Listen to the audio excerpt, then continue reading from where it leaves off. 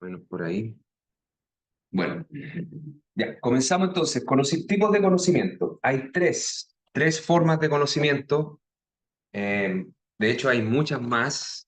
Justo yo estoy escribiendo un artículo para Revista Filosófica donde hago otro. Si alcanza el tiempo se lo explico, no creo. Conocimiento teórico.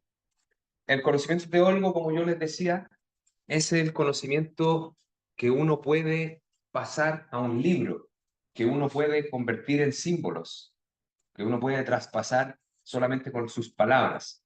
Por lo tanto, es un conocimiento que se transforma, que se describe o se almacena como proposiciones. Proposiciones. Entonces también se le llama conocimiento proposicional. Y básicamente hay una definición, que es la definición tradicional en epistemología, de cuando una proposición es conocida por alguien. Porque una proposición no es conocimiento en sí mismo. Si es que supongamos que hay una proposición escrita en una tabla de, no sé, titanio, en un planeta donde nunca nadie va a poder nunca acceder, porque está rodeado de puros hoyos negros y justo al medio hay un planeta. Pongamos que hay puros hoyos negros así y hay un punto fijo que no lo toca, que no se absorbe porque todos los hoyos negros lo chupan con la misma fuerza y no le pasa nada y está ahí ese hoyo negro, o sea, ese planeta, y adentro de ese planeta hay un libro que tiene una sola proposición. Nadie puede acceder a ella. ¿Es eso conocimiento? No, no, porque el conocimiento tiene que ser de alguien. Entonces el conocimiento en realidad no es una característica del universo, es una característica de la relación de nosotros, los sabedores de cosas, con el universo. Y esa relación está mediada por el lenguaje, por las proposiciones. Entonces se dice que, decimos que, voy a poner la definición, la persona, vamos a referirnos a personas, no podría ser también un animal o podría ser una institución, pero dejémoslo en persona. La persona X sabe que P. La persona X sabe que P, donde P es una proposición. Proposición, ejemplo de proposición que podría ser conocimiento.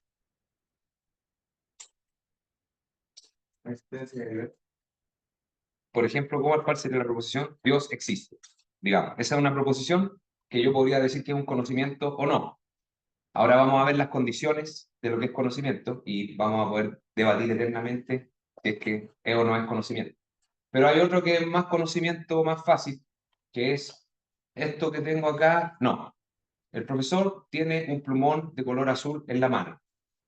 Es algo que es una proposición.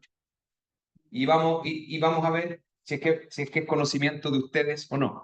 Entonces, para que sea conocimiento, no le vamos a dar mayores vueltas porque tenemos que pasar al otro. Tienen que cumplirse tres condiciones. 1, 2 y 3. La primera es que X cree que P. Entonces, va a ser conocimiento de X, va a saber X que P si es que lo cree. Primero tiene que creer. Segundo, P es verdad. Y aquí uno empieza con toda la filosofía, aquí se pone súper complicado esto, pero vamos a partir de la base de que es verdad, de que existe una verdad, porque vamos más adelante, vamos a ver que no existe una verdad realmente y todas estas teorías se caen, pero para un inicio del curso podemos partir de que hay cosas que son verdad, no vamos a negar que yo tengo un pulmón en la mano, sería como, ya, seamos razonables, hay cosas que son verdad y hay cosas que no son verdad, en este momento es de día, no es de noche, cosas así obvias, digamos, estamos en la época de los griegos, digamos, no nos estamos poniendo tan complicados. P es verdad y la otra es X tiene una justificación, justificación para P, para P. Entonces, vamos a tener dos ejemplos. Uno, bien fácil, ejemplo 1, ejemplo A, mejor A, le digo, el profesor está tomándose un café.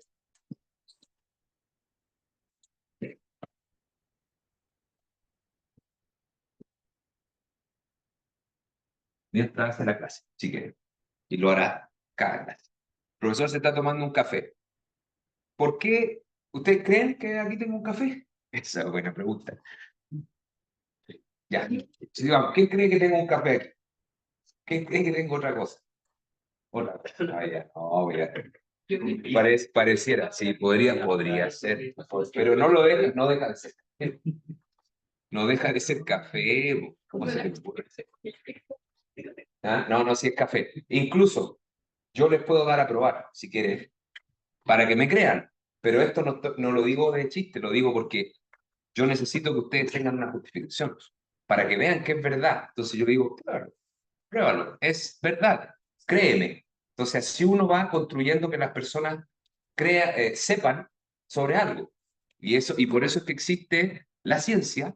La ciencia te hace que estas tres cosas pasen por medio de un método sistemático, y la retórica, que se lo dije la semana pasada, te hace que estas tres cosas pasen, pero con puros argumentos que no son sistemáticos, que apelan apelan como a las emociones, apelan al espíritu, digamos, a lo que uno desea, apelan a lo psicológico, no apelan a lo concreto medible.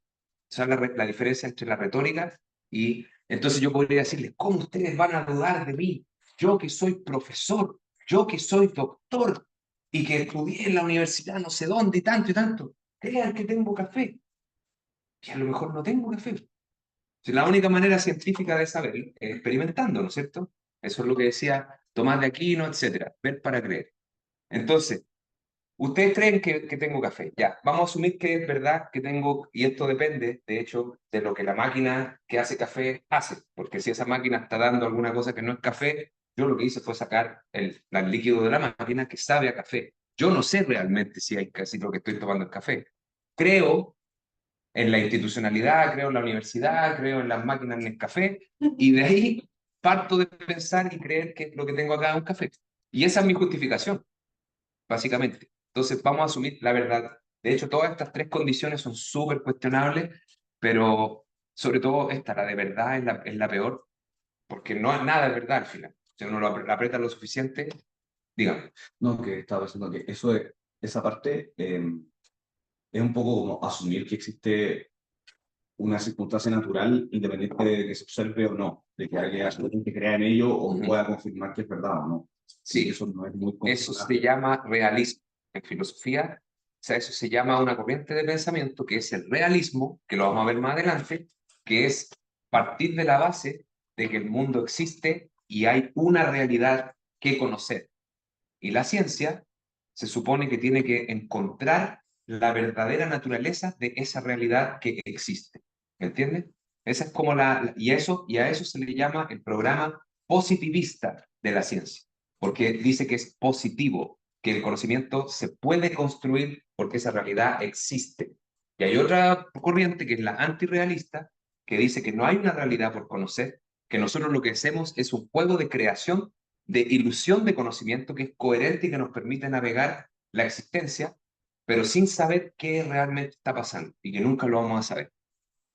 De base, o sea, tal vez ni hay, no se puede saber o tal vez no hay. Y ahí son distintas corrientes del antirrealismo ya como radical, no hay nada, y hay una cuestión que se llama solipsismo, que es lo que vivimos en nuestra cabeza y nada de esto es cierto. Yo estoy haciendo una clase, pero aquí no hay nadie y cada uno de ustedes está presenciando, creyendo una vida, que están en la U, que esto, que no, pero es mentira, no hay nada de eso está pasando. Entonces, están todas estas cosas filosóficas que, por supuesto, no las vamos a abordar en profundidad en el curso, pero para que ustedes sepan que más o menos ese es el espacio de discusiones que se dan en esto del conocimiento teórico. Eh, y la justificación, que es el elemento al que me quiero referir último antes de pasar a lo próximo, es la gran gracia de la ciencia, porque la ciencia lo que hizo fue crear un método para justificar proposiciones. Yo puedo justificar proposiciones y también con el mismo método puedo justificar que una proposición no sea correcta. Puedo justificar la incorrectitud o la correctitud de una proposición. ¿Me entienden? Con el hecho de decir, ok, básicamente la justificación para P, en el caso científico con la tasa que yo les decía, pruébenla, es el experimento. Si yo pruebo la taza y veo que y siento que tiene café, entonces tengo una justificación que viene directamente desde mi percepción, porque yo confío, creo que cuando yo siento café, yo sé que es café. De eso tengo mi base, tengo que confiar en eso primero. Entonces, a partir de esto, la justificación depende de otra justificación y depende de otra y depende de otra, y eso es lo que típicamente los filósofos analizan para llegar a que es muy difícil tener certezas. Pero solamente en esta capa inicial que decimos, la justificación es el probar, el experimentar con la realidad para ver si la proposición se cumple o no se cumple en el acto de observar. Y eso es lo que se le llama el empirismo, que es ocupar la observación, la percepción como una fuente de conocimiento. Ahora yo les digo, ejemplo B. Ejemplo B. La profesora Denise, ustedes la conocen, ¿no? La profesora Denise está trabajando en su oficina. Supongamos que la profe Denise no tiene que hacer curso este semestre para simplificar el caso, ¿ok? Y supongamos que todos sabemos que está sana, que no está enferma, que no está enferma. ¿Podemos saber que la profesora Denise está trabajando en su oficina si sabemos que no tiene cursos a esta hora y sabemos que no está enferma? No, sí. Ahora, ¿por qué puede estar en la casa? ¿Qué le dio permiso en la casa? Ah, bueno, Pero, ahora, pero estamos... está en horario laboral, mi hijo, es justificación. El director de la cara. Bueno. Sí, es verdad. No, pero mira, es que yo conozco a la profe Denise y le tengo un aprecio muy importante. Así para que no, yo de verdad le tengo aprecio a la profe Denise, es súper responsable ella, es muy responsable. Entonces yo sé que la profe Denise está trabajando en su oficina.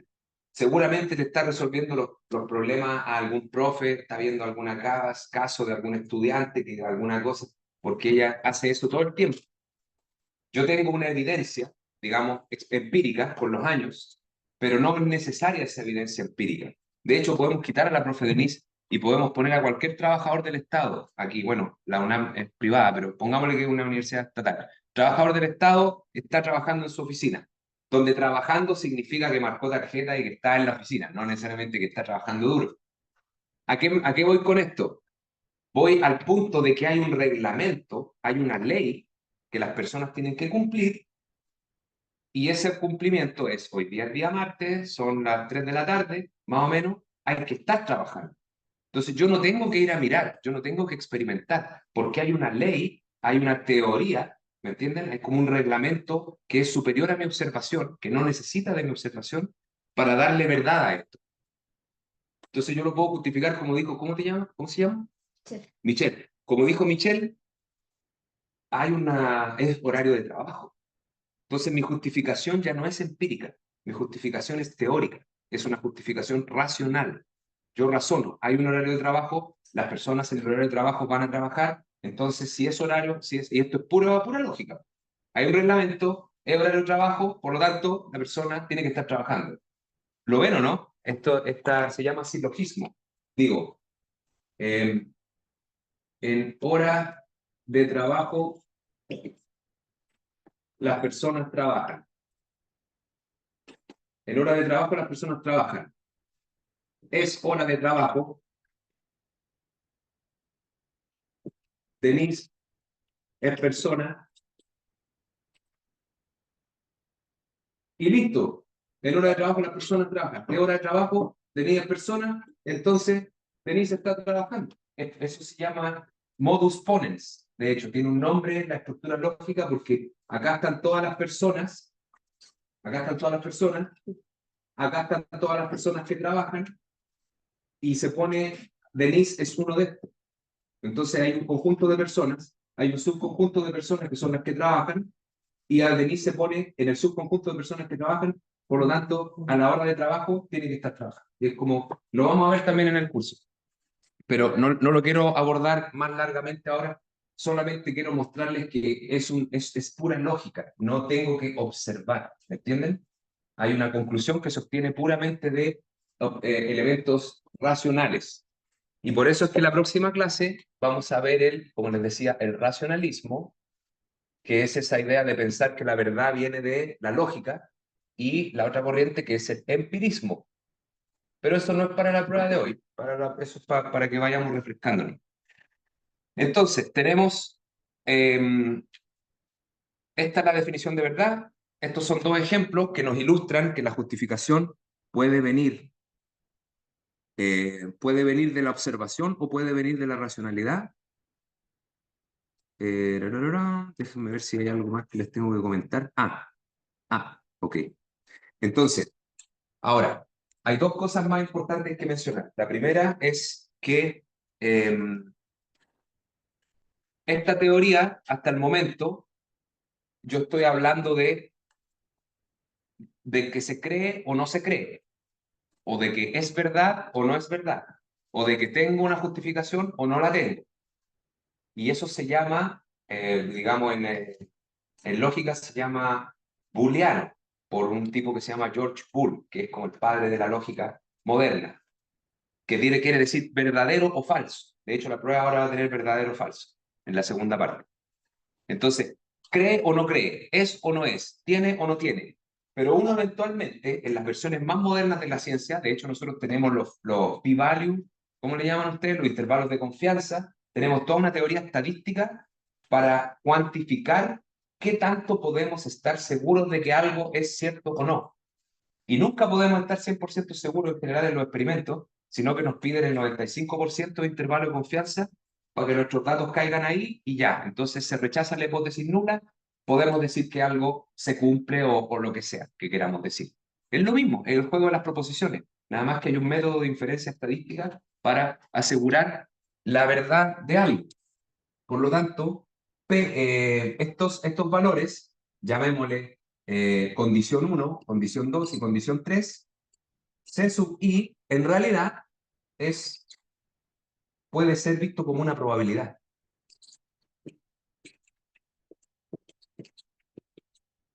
Y eso es lo que hace la ciencia moderna. Nosotros no tenemos, ustedes son expertos en eso, tienen que haber hecho bioestadística y todo eso, ¿no? Ya lo hicieron. Pero ustedes ya saben que la verdad científica no es booleana, no es yes, no, sí, no, verdadero, falso, on, off, sino que es gradual. Entonces nosotros vamos a tener aquí el valor, a ver cómo lo hacemos. Allá. C1, C2, C3, y aquí tenemos 0, y acá tenemos 1. Y esto es como la probabilidad de C sub i, pongamos. Y ahí tenemos, entonces, creo o no creo, condición 1, más o menos creo. ¿Es verdad o no es verdad? Escucha, nunca lo vamos a saber, pero con alta confiabilidad podemos decir que sí. ¿Tengo una justificación? No tengo justificación todavía. ¿Conozco esto? ¿Qué podría ser este ejemplo? Por ejemplo, algo que yo lo creo, que tenemos bastante, que podemos decir que es verdad, pero no tengo ninguna justificación. Un ejemplo de eso, en la ciencia.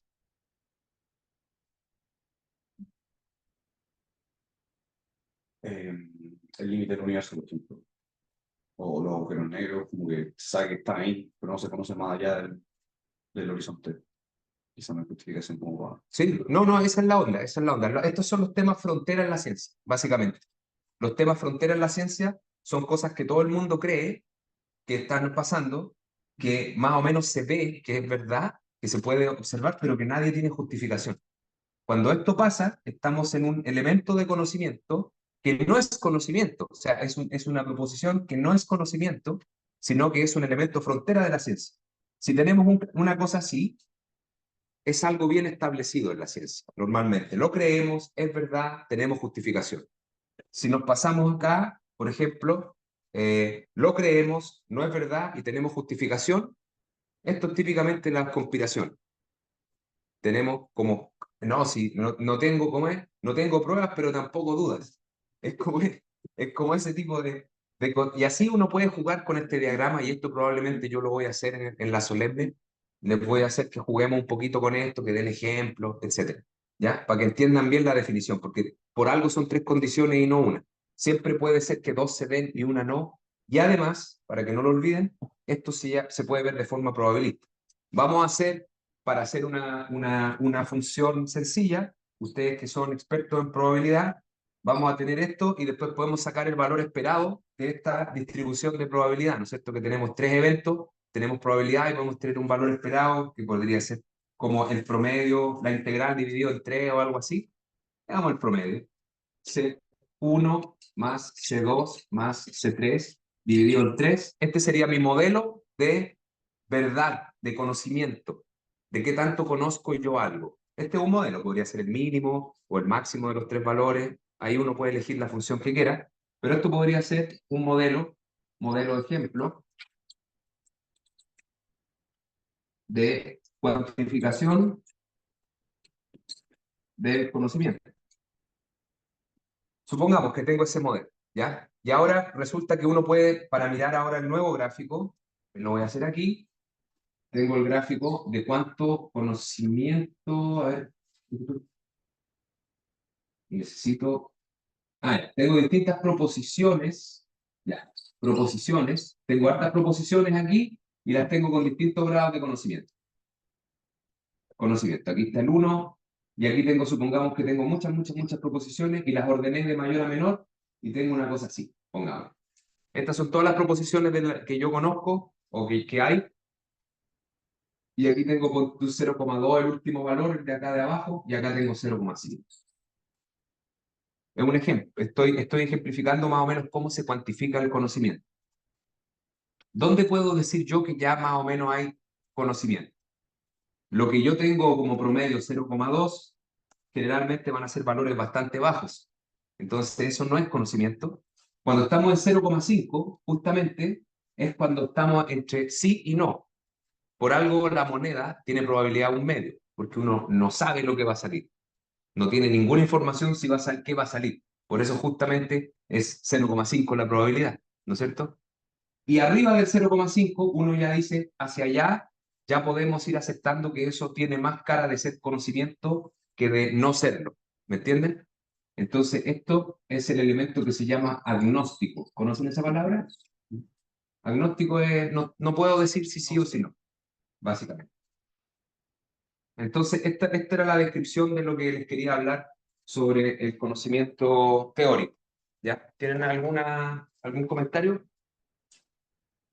Dime yo. ¿Cómo se llamaba para justificar racionalmente una función? Era Silogismo, es ¿cómo que? con S, y con G, y con L. El conocimiento Silogismo, digamos. el conocimiento semántico y declarativo también son parte del teórico. Sí, sí, todo, porque el proposicional es como el gran paraguas. Lo que pasa es que cuando tú estudias esto, sobre todo desde Wikipedia o de fuentes más oficiales del conocimiento que no sean pura epistemología, lamentablemente está todo se parte de la base de que todo el conocimiento es esto. Y en la corriente que trabajamos acá, tratamos al menos yo trato de dar lo que no es entendido tradicionalmente como conocimiento, le doy más o menos la misma importancia, por lo que les explicaba en la clase anterior, de que hay un problema grave con las jerarquías de conocimiento y lo que se valora y lo que no se valora. Pero entonces, bueno, disculpen el super flash la clase. Vamos a pasar por dos conocimientos ahora, dos elementos que son epistemología y ontología. Epistemología y ontología, porque son los conceptos centrales de la clase que debían los mencionar al principio, pero ya no lo hice. Así que quiero hacer la distinción. ¿Quién me puede decir? Voy a hablar primero de ontología. ¿Qué es ontología?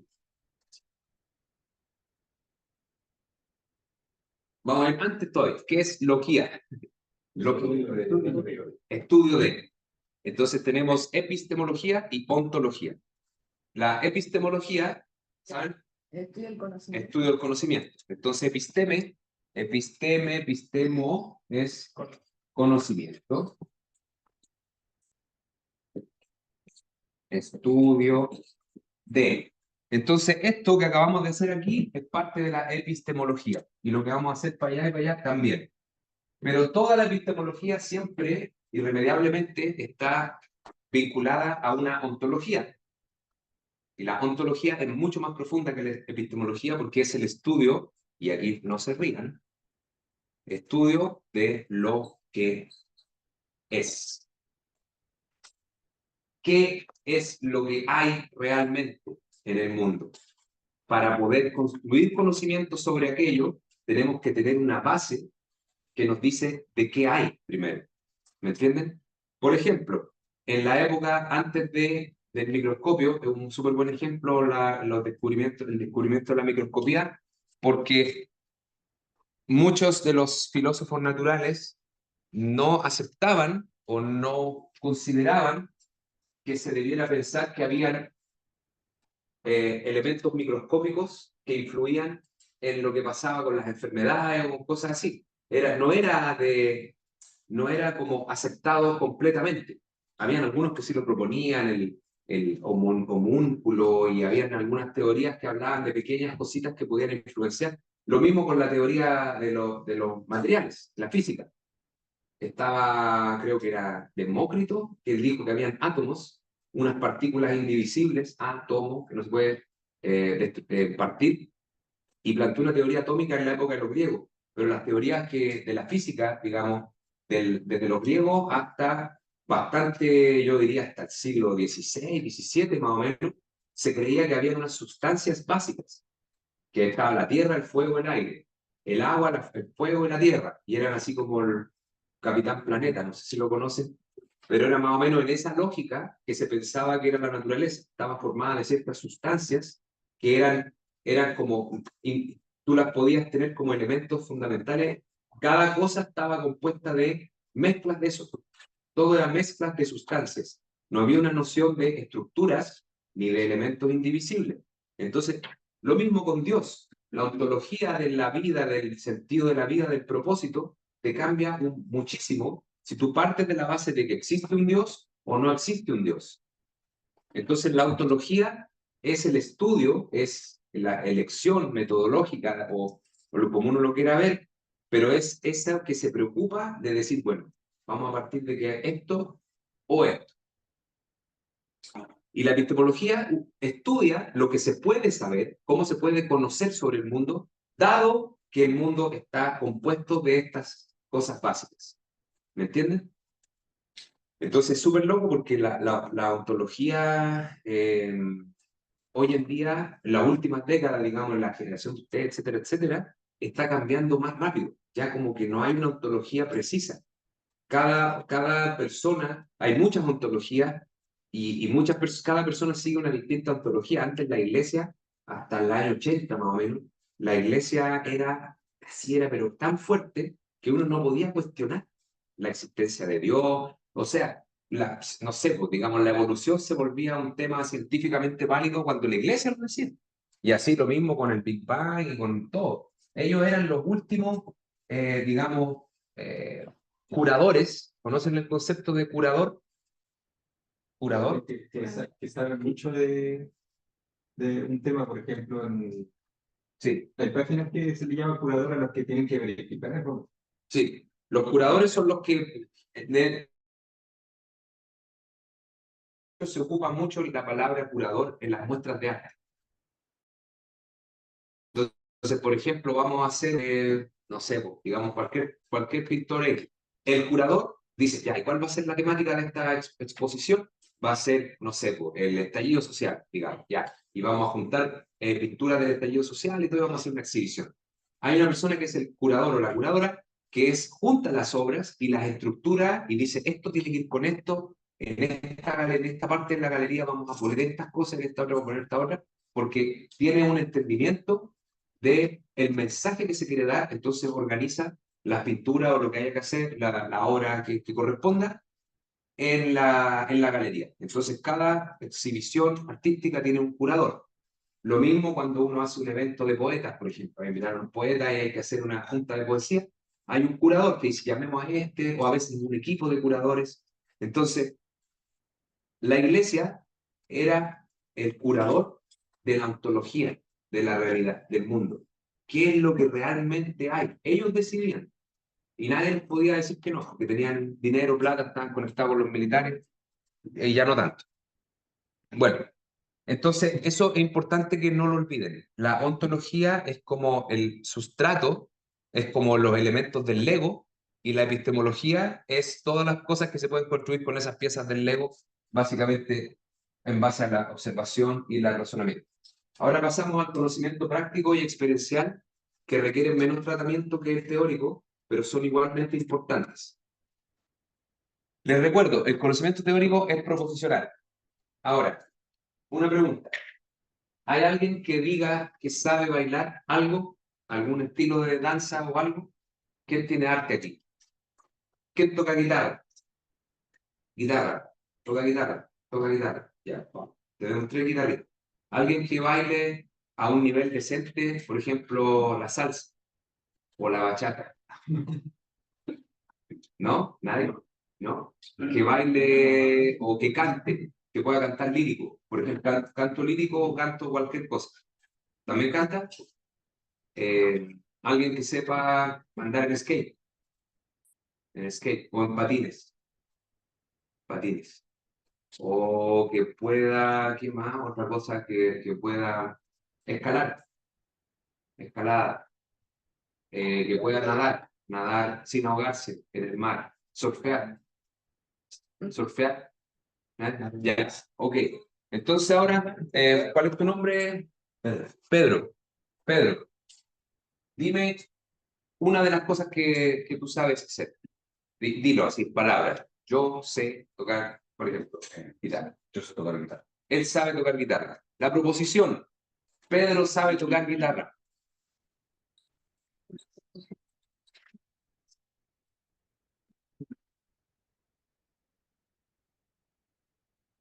Pedro sabe tocar guitarra. ¿Cómo yo sé que Pedro sabe tocar guitarra? Este es un conocimiento de no proposición. Pedro sabe tocar guitarra, ¿cierto? Ahora, Pedro aprendió a tocar guitarra diciendo, yo sé tocar guitarra, creyéndolo. ¿Cómo él construye ese conocimiento proposicional que ahora él dice, yo sé tocar guitarra? ¿Cómo se adquiere ese conocimiento? ¿Tú tuviste que leer un libro que decía Pedro sabe tocar guitarra y ahora sabes tocar guitarra? ¿O lo tuviste que escribir en todas las paredes y ahí tú lo sabes? Ese conocimiento, nosotros podemos tener el conocimiento proposicional de que él sabe tocar guitarra, pero su conocimiento de tocar guitarra no es proposicional directamente, porque es un conocimiento que está corporizado o encarnado, como se dice. Entonces, el conocimiento práctico no es un conocimiento que él puede traspasar. Él te puede decir, yo sé tocar guitarra, pero no te lo puede entregar. No puede decir así como, y ahora tú tocas guitarra como él.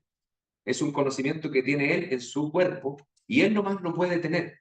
Igual como cuando uno anda en bicicleta o cuando uno se abrocha los zapatos, cualquier cosa que está en el cuerpo. Y este conocimiento solamente se obtiene por medio de la práctica. No hay otra manera de aprender a cualquiera de las cosas. Pedro se tuvo ampollitas en los dedos para poder tocar bien, tuvo que cortar cuerdas, ir a comprar cuerdas y vivir toda la experiencia del guitarrista, tomar clases virtualmente, ver videos de YouTube que no te salen, que tenés mal oído, que vayas entrenando o que alguien te enseña, los cancioneros, toda esa lógica, digamos, de la práctica que normalmente, digamos, institucionalizadamente uno va a la escuela de música y le enseña.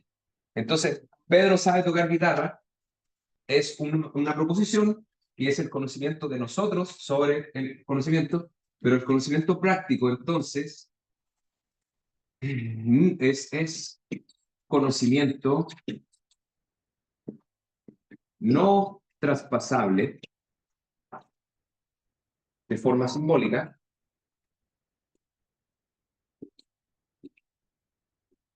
¿Por qué no? Porque es encarnado, ¿cómo fue que es corporizado? Esa es la palabra que se usa más en español. Corporizado. O en inglés se dice enacted. Y eso tiene que ver con un biólogo filósofo chileno que se llama Varela, Francisco Varela, que él fue el que hizo, como que puso muy claro eso en la filosofía, en la filosofía de la biología. Es un conocimiento no traspasable de forma simbólica, es corporizado, requiere y se obtiene con la práctica. No se obtiene con la lectura, con la práctica. ¿Y qué es la práctica?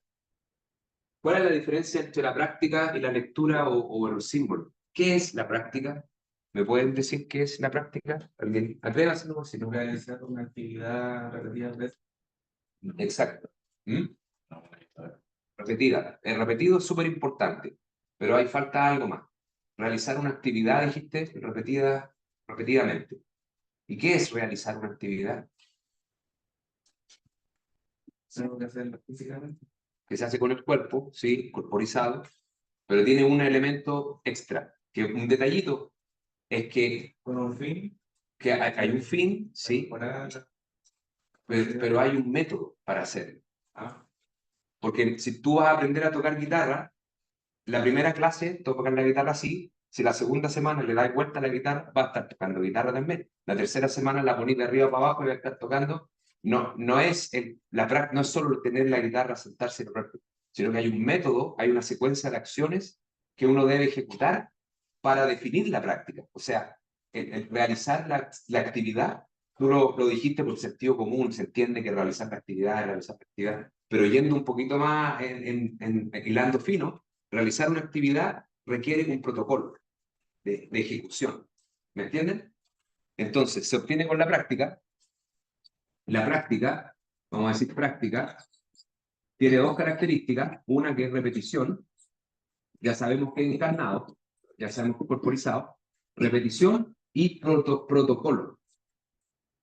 Hay un protocolo de ejecución. Por eso, el karate, por ejemplo, tiene un sensei.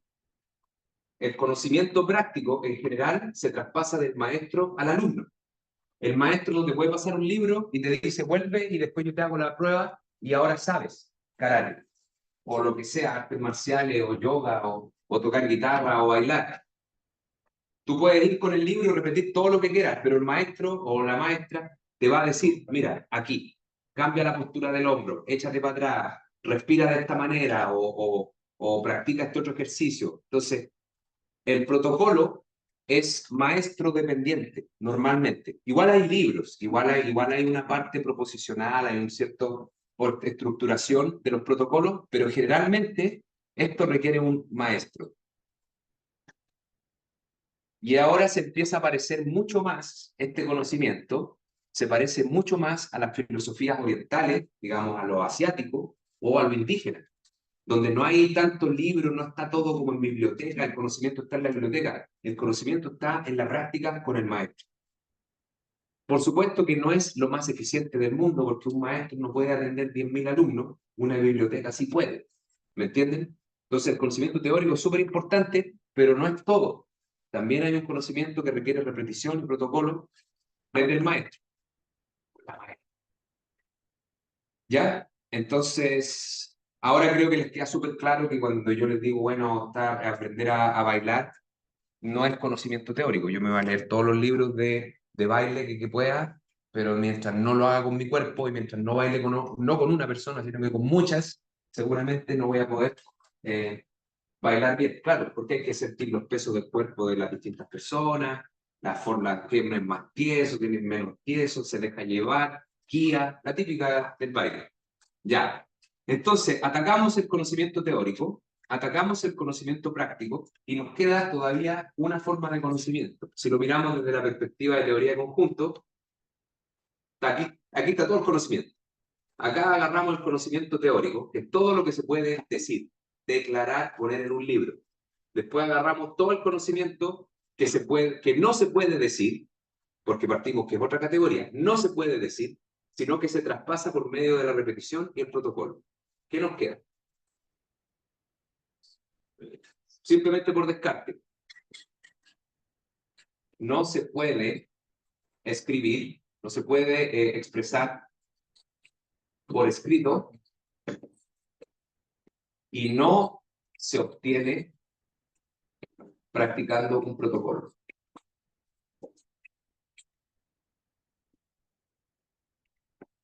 no se puede expresar por escrito ni se obtiene practicando un protocolo. ¿Quién tiene un ejemplo de este conocimiento? Menos tú. Emoción. La emoción, exactamente. El amor de madre, por dar un ejemplo. El estar enamorado. ¿Quién ha estado enamorado aquí? ¿O enamorada? Los que han estado enamorados lo saben. O enamorada, lo saben. No hay un libro que te dice qué es estar enamorado. No, no existe. Tú puedes leer, bueno, hay poesías muy lindas que expresan cosas, pero es algo tan personal que no se puede, digamos, definir. Estar enamorado es cuando... no.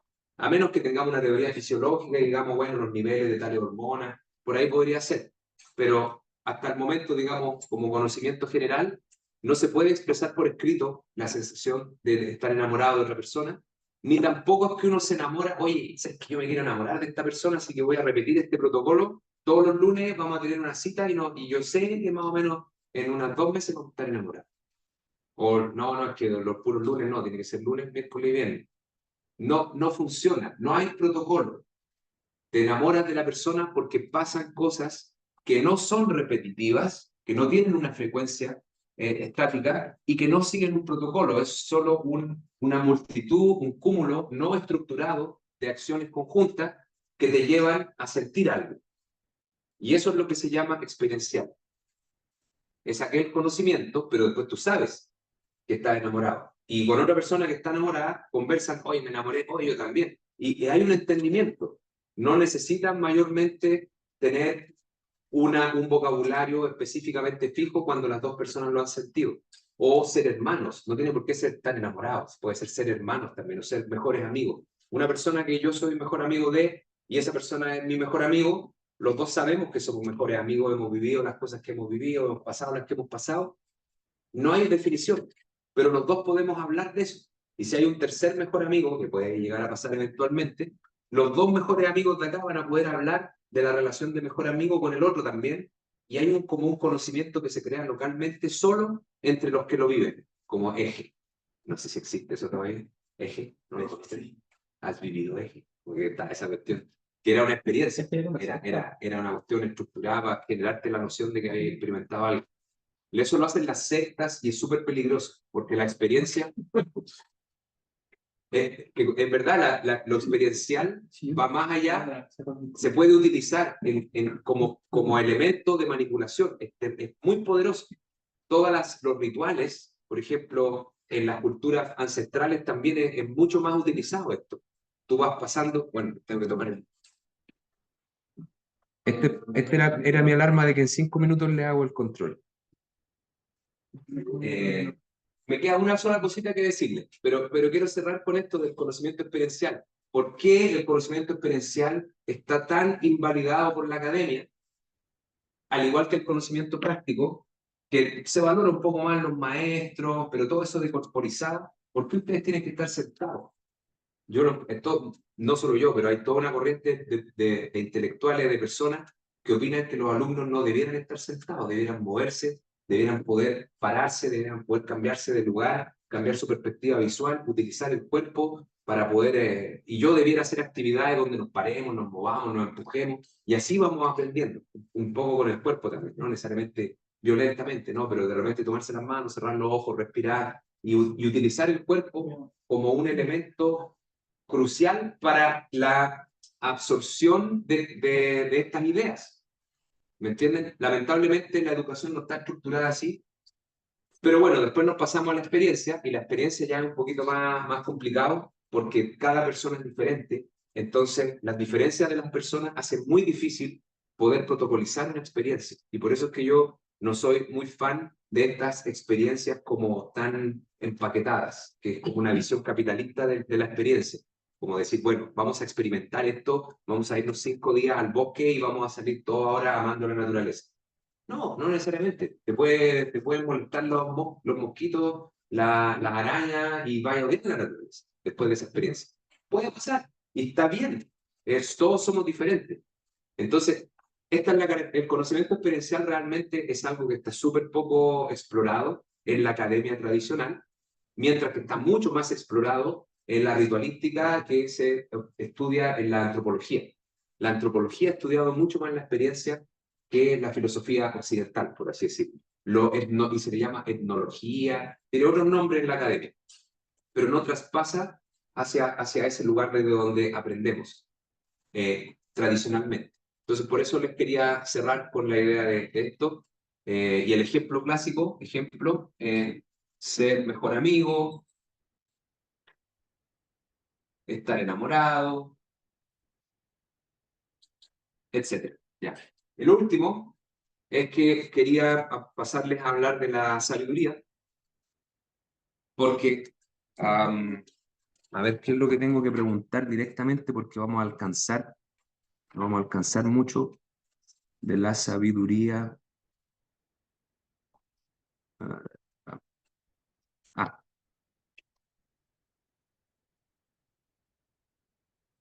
ya. Entonces, tenemos características de la sabiduría. Una cosa importante de la sabiduría es, ¿tienen alguna definición ustedes? Hay En que ser. Dungeons and Dragons, ¿Mm? en Dungeons and Dragons, cuando te hacen la diferencia entre inteligencia y sabiduría, son Ujú. como stats del juego. Te explican, por ejemplo, que sabiduría tiene más que ver con... Oh, es difícil de explicarlo, pero la inteligencia es como lo que sabes cuando te hacen la diferencia y la sabiduría es em, son cosas más como de la experiencia de vida también, por así decirlo, como hoy iba a decir esto porque Tranquila. Entonces, hay unas condiciones de sabiduría que, por ejemplo, si yo, porque es verdad, la diferencia es entre saber y de saber cosas y tener sabiduría. Por ejemplo, hay sabiduría, una persona, por ejemplo, que se sepa todos los países y todas las capitales del mundo. Ese es el típico ejemplo, sabe mucho. Sabe todos los países, todas las capitales, todos los equipos de fútbol, todos los goleadores de cada año, todas las tablas de posiciones, todos esos datos, digamos, sabe todos esos datos. ¿Hay sabiduría ahí? No, No, ¿no es cierto? depende. Bueno. No hay tanta sabiduría como una persona, por ejemplo, que a lo mejor no se sabe todas las cosas, pero entiende toda la historia de cómo el fútbol ha ido evolucionando y cómo han ido cambiándolo. ¿Qué es más importante saberse? Desde el punto de vista de entender la sabiduría. Eso es una cosa. ¿Te decía algo? ¿No? ¿No? Ah, ya. Que entonces la sabiduría tiene que ver no tanto con conocer en completa profundidad los temas, sino que tener conocimiento de varios temas y poder relacionarlos. Más que saber mucho de una sola cosa, es saber tener la experiencia en varios temas y de esos varios temas poder relacionarlos. No sé si han visto la pirámide, esto es un tema de data science muy conocido. Aquí uno tiene los datos, en muchos datos, y si tú después estructuras los datos y los organizas, tienes información. Menos de muchos datos puedes comprimirlo, organizarlo y tienes información. En realidad esta pirámide es como está en escala logarítmica. Cada reducción es en realidad un exponencial prácticamente. Después, cuando tienes mucha información, tú integras esa información y obtienes conocimiento. ¿Qué más? Perdón. Conocimiento. Ya, ahí es un poco menos peor. Conocimiento. Y cuando integras el conocimiento, tienes sabiduría. Y esta es una slide que siempre vende cuando tú quieres vender proyectos tecnológicos. Con esta dejáis a los inversionistas, siempre los dejáis locos. Porque, sí, oye, qué bien utilizado. Y ahí tú le dices, mira, tú me pasas tus datos, yo te genero todo este pipeline hasta que tienes la sabiduría para la decisión adecuada. Así uno vende proyectos. Entonces, sabiduría. Ahora, me gusta este gráfico para terminar y bueno, si tienen dudas me preguntan, la pizarra va a quedar ahí durante el control. Digamos, porque quiero terminar con una cosa que se llama el efecto Dunning-Kruger. ¿Alguien lo conoce? ¿De nombre? ¿Lo puede explicar, Michelle? Era ese de que salían los videos, que era como un aumento de conocimiento y que después, o sea, sí, de un aumento de conocimiento y después que empezaba como a disminuir como la convicción, algo así. Era Son- como una curva. Muy bien, muy bien, muy bien. Vamos bien. Aquí voy a borrar aquí porque esto es lo que importa. Vamos a graficar lo que sé, vamos a hacer este gráfico, versus lo que creo que sé. Esto da para mucho más la segunda, hay muchas cosas que decir aquí. Pero vamos a graficar lo que yo sé versus lo que yo creo que sé. Y les voy a dar el ejemplo directo del efecto Dunning-Kruger para que lo entiendan, porque, pero no, mejor vamos por un caso tradicional. Supongamos que yo hago algo así, yo tengo una curva así. Si yo tengo una curva como esta, por ejemplo, ¿qué significa? Que yo, cuando sé poco, creo que sé mucho. ¿Me entienden? Después sé más y sigo creyendo que sé más todavía y ya llega un momento como que medio que se estabiliza lo que sé versus lo que creo que sé. Pero al inicio, acá, fíjese, ¿cómo se puede llamar esto, este punto de aquí? Cuando yo sé, pongámosle 1 y creo que sé 5. Arrogancia, exactamente. ¿Quién lo dijo? Arrogancia lo dijo usted. Esa es la palabra. Arrogancia. Se llama, y de hecho se llama arrogancia epistémica. Tiene un nombre en filosofía, se llama arrogancia epistémica. Aquel que cree saber más de lo que sabe. Si yo en el caso contrario hiciera esto, ¿qué pasaría aquí cuando yo sé 5 y creo que sé 1? ¿Qué significa eso? Humildad. Humildad o inseguridad podría ser, ¿no es cierto? No necesariamente es humildad, porque uno puede por humilde, pero también por lo otro, por no creerse el cuento, digamos. ¿Puede ser escepticismo? Escepticismo es cuando yo no, sí, puede ser escepticismo también. Lo que sé, no, lo que creo que sé, sí. Claro. Sea un escepticismo radical, también puede ser, sí. Entonces podría ser esto, como le decíamos, inseguridad, gracias, es verdad. Inseguridad podría ser escepticismo, o podría ser humildad. Y acá por el otro lado teníamos arrogancia. Y ahora entonces, ¿qué es la sabiduría en este gráfico? La sabiduría es la apropiada calibración de lo que sé versus lo que creo que sé. Cuando yo más o menos sé cuánto sé. Esto es la sabiduría. En este gráfico. Y se le llama la apropiada calibración entre el conocimiento y la estimación de ese propio conocimiento. Y ahora yo les voy a... Dígame. En la curva de más arriba también puede ser Crédulo puede ser también. Porque va a empezar a creer que sabe cosas que todavía no sabe. Es que hay uno que... Aunque creo que crédulo era más como que una línea recta. Sí, lo que pasa es que una cosa, acá estamos viendo lo que sé versus lo que creo que sé, y el otro, que ustedes vieron en clase, es un gráfico donde vemos la evidencia versus lo que sé, o lo que creo que sé, o lo que sé. Dejémoslo en lo que sé versus la evidencia que tengo. Si yo tengo poca evidencia y creo mucho, soy crédulo. Si yo tengo mucha evidencia y creo poco, soy incrédulo. Pero acá estamos viendo lo que sé versus lo que creo que sé, no es versus la evidencia. Esa era la única distinción, pero también para no darle más vueltas porque tienen que hacer el control, lo dejamos aquí y quiero mostrarle el efecto Dunning-Kruger, que es vuelta al gráfico, lo que sé versus creo que sé.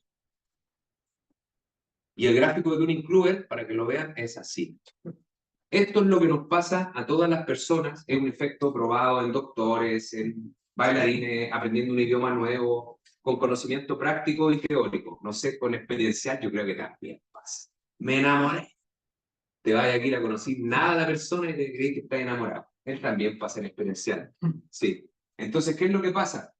Que el efecto de Dunning-Kruger lo que muestra en todos los ámbitos del conocimiento es que como seres humanos tendemos a sobreestimar lo que creemos que sabemos de algo cuando sabemos poco, y luego cuando comenzamos a aprender realmente sobre eso, nos vamos dando cuenta que no sabíamos tanto como creíamos. Y finalmente, cuando realmente conocemos algo, ahí nos calibramos bien y somos sabios en eso. El aprendizaje en realidad no es lineal como nosotros nos tendemos a creer, sino que tiene este pic de arrogancia, después el shock de humildad y después la sabiduría. Es para que lo aprendan, no se les olvide el efecto de un incluir. Dígame. Me recuerdo lo que iba a decir. Ya.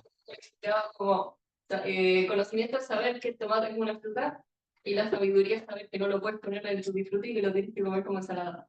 Sí, me lo habían dicho. Está bueno. Sí, sí, porque eso sería relacional, pues era lo que mostramos de la pirámide. Porque una cosa, es, la primera es información. Lo que dice, el tomate no es una fruta. Es una fruta, perdón. El tomate es una fruta. Pero después la sabiduría es cómo relacionas esa información con la otra información de comer, sentarse, tutti frutti, versus ensalada, etc.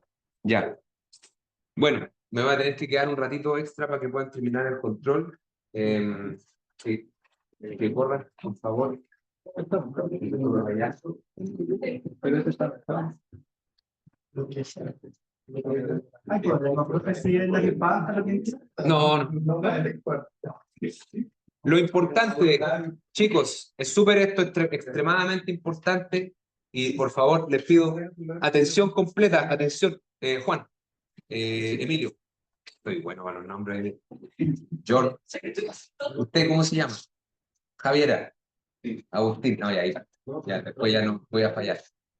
Chicos, por favor, pongan su nombre y pongan su root, nombre y root. Tú no tienes root, ¿no? Pero tienes pasaporte. Sí, sí, bueno, pasaporte, está bien. Sí. Con pasaporte, nombre y pasaporte. Igual no va a resultar con ella, pero no importa. Porque lo que vamos a hacer la próxima clase es que yo voy a borrar todos los nombres y ustedes van a corregir el root. Y como no se saben los root unos de otros, pueden inventarlo mejor.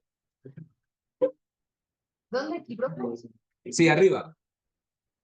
Donde dice control, acá pone nombre y root o pasaporte. Pero es para que hagamos corrección.